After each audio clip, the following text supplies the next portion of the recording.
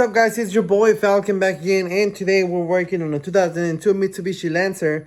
And all I'm going to show you is how to fix your fuel door if it stops opening up whenever you hit the latch. So if you need to do this in your vehicle, stay tuned. Okay, so first I would like to show you what it does. Pulling it here, you can hear it, but it's not opening up. So now I was able to prop it open.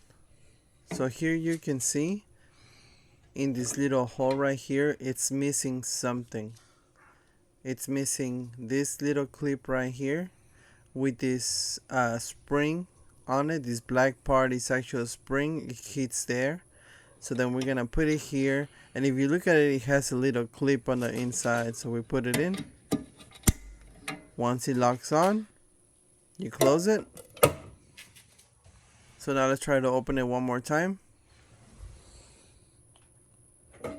Boom!